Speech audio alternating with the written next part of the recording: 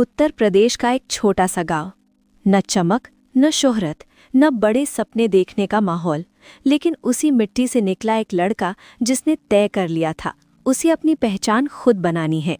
जिस आदमी ने देश के करोड़ों लोगों को हंसाया, वही आदमी एक दिन सलाखों के पीछे खड़ा था और आज वही आदमी जेल से बाहर है, लेकिन उसकी लड़ाई अभी पूरी तरह खत्म नहीं हुई है। ये कहानी सिर्फ एक कॉमेडियन की नहीं है, ये कहानी है संघर्ष की, सफलता की, गलत फैसलों की, कानूनी जाल की और इंसान की टूटने संभलने की असली सच्चाई की। बचपन और गांव की जड़ें। 6 मार्च 1971 उत्तर प्रदेश के शाहजहांपुर जिले की पोवाया तहसील के छोटे से गांव कुंडरा में जन्म।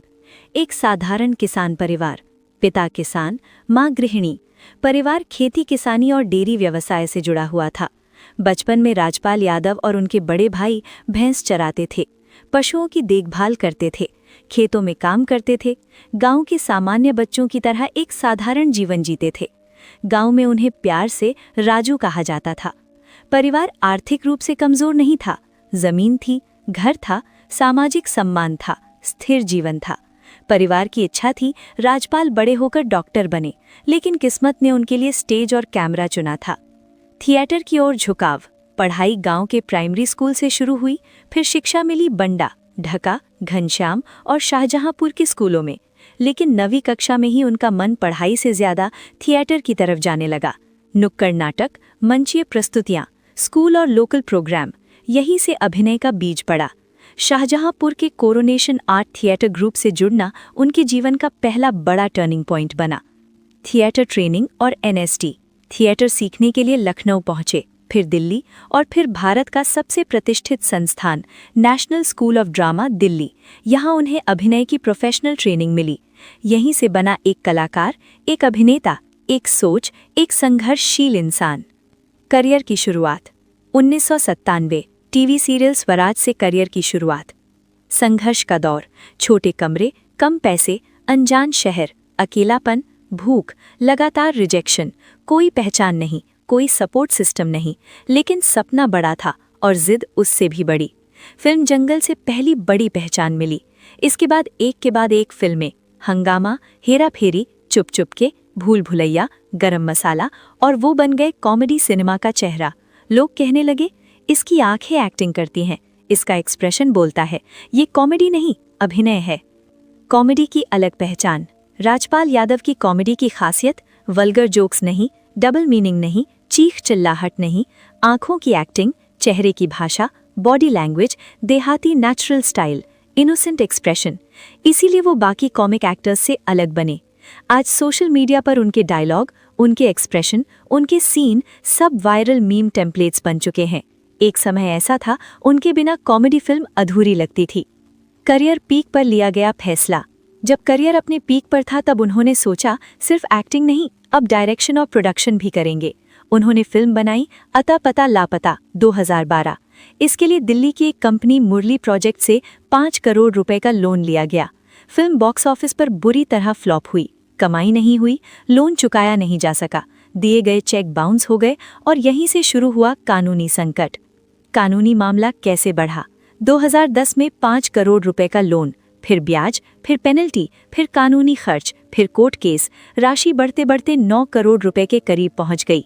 2018 में अदालत ने 6 महीने की सजा सुनाई, लेकिन ऊपरी अदालतों से अस्थायी राहत मिलती रही। मामला चलता रहा, सालों तक केस कोर्ट में चलता रहा।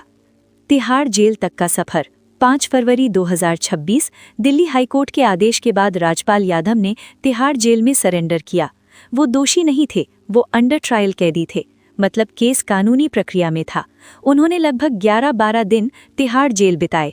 जेल की वास्तविक स्थिति, अलग ward, under trial protection, celebrity सुरक्षा व्यवस्था, सामान्य कपड़े पहनने की अनुमति, जेल कैंटीन से खाना खरीदने की सुविधा, अखबार पढ़ने की अनुमति, मजदूरी या सफाई का काम नहीं, सख्त जेल रूटीन, सुबह बैरक खुलना, शाम लॉकअप। एक सुपरस्टार कानूनी सिस्टम के सामने एक आम कैदी बन चुका था। जेल से रिहाई, अपडेटेड रियलिटी। 17 फरवरी 2026 दिल्ली हाईकोर्ट से अंतरिम जमानत मिली। 1.5 करोड़ रुपए कोर्ट में जमा करने के बाद राजपाल यादव को तिहाड़ जेल से रिहा किया गया। वर्तमान स्थिति, वो जेल से बाहर आ चुके हैं, उन्हें अंतरिम जमानत मिली है, लेकिन कानूनी केस अभी खत्म नहीं हुआ है। मामला अभी भी कानूनी प्रक्रिया में है, यानी वो आज़ाद हैं लेकिन पूरी तरह मुक्त नहीं। मदद करने वाले लोग, पूरा नाम और पूरा सम्मान। इस मुश्किल समय में कई लोगों ने मदद का हाथ बढ़ाया। सोनू सूद अपनी अगली फिल्म में रोल ऑफर किया, साइनिंग अमाउंट देकर आर्थिक सहारा दिया। राव इंद्रजीत यादव, हरियाणा के उद्योगपति व सांसद, 1.11 करोड़ की आर्थिक मदद। तेज प्रताप यादव, 11 लाख रुपए की मदद। Gurmeet Choudhary, Anees Bazmee. Industry support, Salman Khan, Ajay Devgn, Varun Dhawan, David Dhawan. संगठन FWICE, federation of western India cine employees, industry से सामूहिक मदद की अपील। ये सिर्फ पैसा नहीं था, ये इंसानियत का साथ था। नैतिक सच्चाई, कोर मैसेज। राजपाल यादव की कहानी सिखाती है, टैलेंट बहुत बड़ी चीज़ है, संघर्ष इंसान को मजबूत बनाता है, लेकिन गलत आर्थिक फैसले, गलत फाइनेंशियल प्लानिंग, कानूनी समझ की कमी सुपरस्टार को भी सलाखों तक पहुंचा सकती है। ये कहानी सिर्फ एक अभिनेता की नहीं, ये कहानी है फिल्म इंडस्ट्री के जोखिमों की, फाइनेंशियल मैनेजमेंट की, कानूनी सिस्टम की और इंसानी गलतियों की। अंत नहीं, वापसी की शुरुआत। जिस आदमी ने गांव से स्टारडम तक का सफर तय किया, जिसने भूख देखी, अकेलापन देखा, रिजेक्शन झेला, संघर्ष जिया, वो इस अंधेरे से भी बाहर आएगा। क्योंकि जो आदमी संघर्ष से बना हो, वो पतन से डरता नहीं, वो वापसी करना जानता है।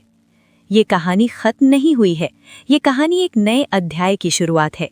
ये कहानी गिरने की नहीं, ये कहानी उठने की है। Final line, video closing. जिस आदमी ने देश को हंसी दी, आज वही आदमी जिंदगी की सबसे बड़ी लड़ाई लड़ रहा है। लेकिन इतिहास गवाह है, राजपाल यादव गिरकर भी उठने वाला नाम है। वापसी होगी, धीरे सही लेकिन दमदार होगी, जोरदार होगी, यादगार होगी। अगर आप चाहते हो राजपाल यादव फिर से पर्दे पर हंसाए, फिर से लोगों के दिलों में जिए, तो इस वीडियो को शेयर करो, कमेंट करो और ऐसे रियल स्ट्रगल स्टोरीज के लिए चैनल को अभी सब्सक्राइब करो, क्योंकि ये चैनल सिर्फ एंटरटेनमेंट नहीं, हकीकत दिखाता है। मिलते हैं अगली रियल स्टोरी में, तब तक के लिए नमस्कार।